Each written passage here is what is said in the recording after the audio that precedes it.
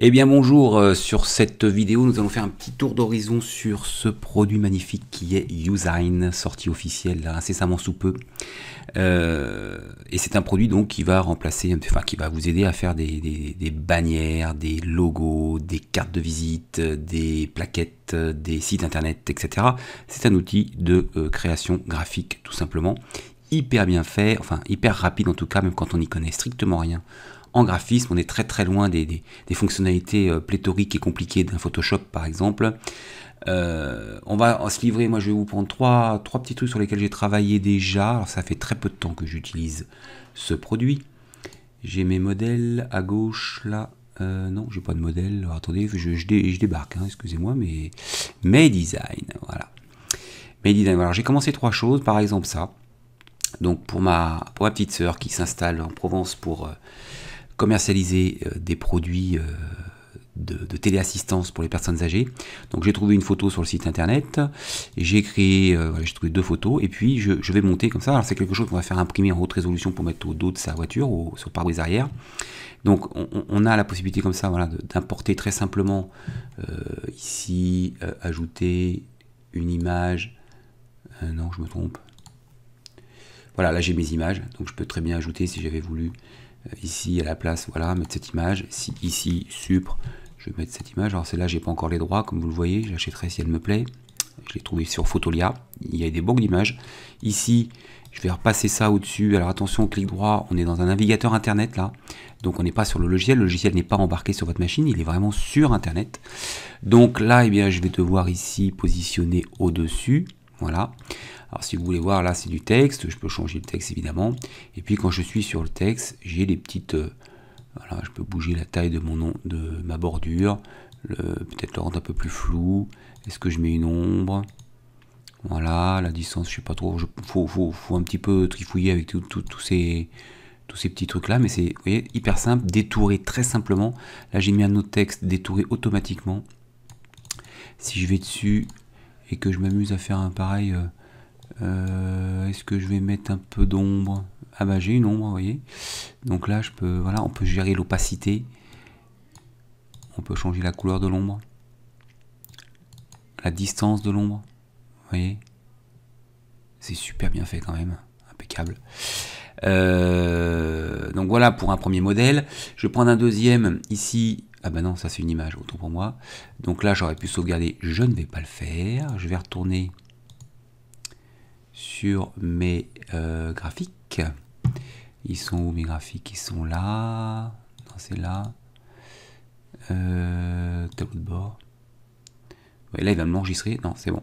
Là, j'ai commencé une bannière pour mon logiciel solo, la version 6.0. Bon, qui n'est pas encore dans les... non sauvegardé. Non. Donc, la prochaine bannière de la version 6. Donc, on est dans ce qu'on appelle là le Material Design, qui est donc des aplats, des choses comme ça. Donc voilà, j'ai mis mon logo ici, un 6 ici, je travaille longuement pour la position de mon 6, et puis ça va être la bannière de mon prochain logiciel. Donc si je veux ajouter un texte, ben voilà, hop, allons-y. C'est évidemment un peu gros. Là, ici, je vais changer la taille, on va mettre du 40. Là, je suis dans j'ai une image très grosse, hein, qui fait 1000 par 300. Voilà, donc on prend ça se positionne très facilement au millimètre. Et puis encore une fois, on va pouvoir travailler. Là, c'est la police uniquement. Et là, on va pouvoir travailler un petit peu sur les bordures. Je peux la faire en rouge, par exemple. L'ombre, le rayon. J'ai pas tout compris. Là, l'opacité, ça permet de rendre transparent. Non, même pas. Ah non, c'est l'opacité de l'ombre. Mais pourquoi ?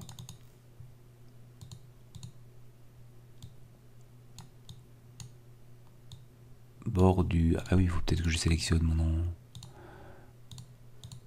Hein? Et alors, j'ai pas de bordure? Ah ben non, il faut cliquer là pour avoir la bordure, vous voyez. Si je veux du flou, pareil. Il faut cliquer dessus. Sinon, je l'ai pas, le flou. Et l'ombre, pareil. Donc là, j'ai fait une bordure un peu forte. Voilà. Hop.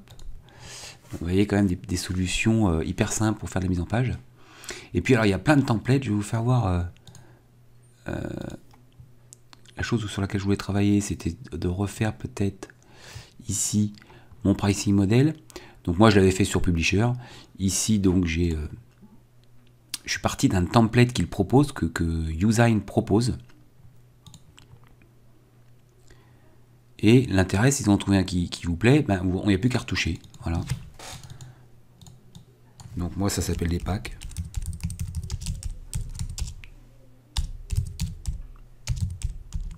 Voilà. Là c'est trop haut, boum, je vais le reprendre.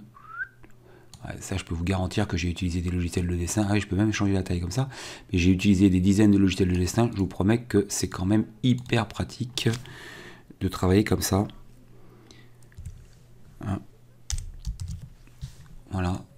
Enfin, vous avez compris le principe. Alors là, j'ai fait comment? Si je fais nouveau,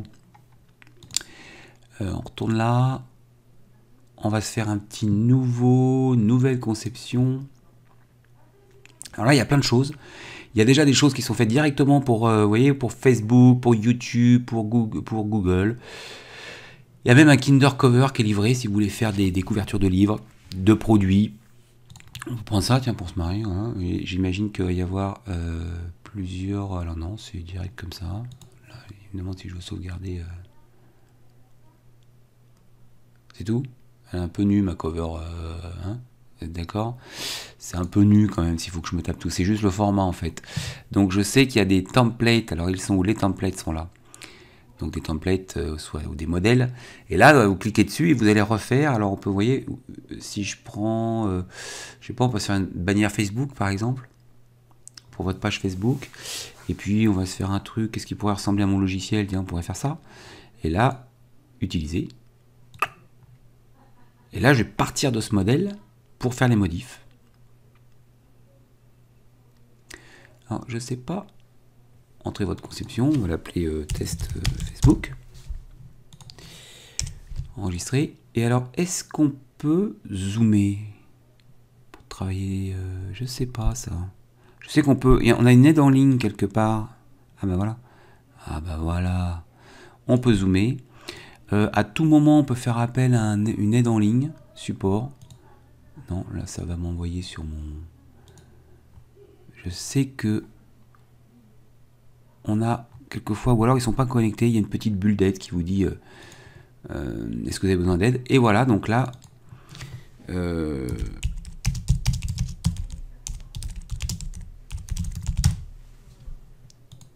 voilà, tout simplement. Alors là, qu'est-ce qu'ils ont voulu faire? Ah, c'est pour, d'accord, ils ont caché. Bon, après l'image, ah, il y a même l'image. Ah oui, non, c'est l'image que j'ai au sein. Voilà, je peux bouger un peu mon image. Voilà. Et bah voilà, si j'ai besoin de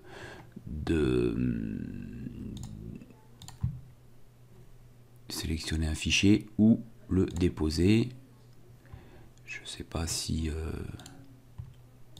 donc moi j'ai une banque d'images à moi que j'achète au fur et à mesure. Si je veux mettre allez, ma trombine en costard, tiens. Alors en fonction de la taille des images, c'est toujours un peu plus long ou pas à charger. Voilà, hop.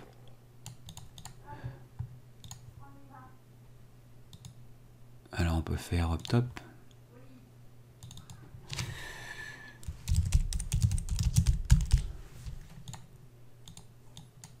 Ouais, on peut... Alors j'ai même pas fait exprès là, comment j'ai fait pour tourner. Voilà. Faut se mettre au milieu apparemment. Et hop. Voilà, ça tourne vite. Vous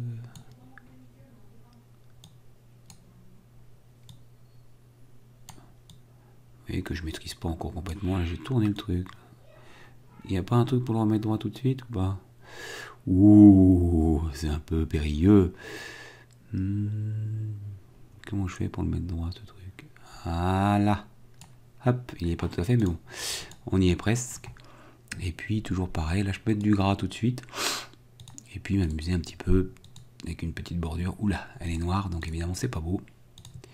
Voilà. Et donc vous voyez, c'est quand même super bien fait comme produit. Alors il y a l'offre de lancement qui est en dessous de cette vidéo.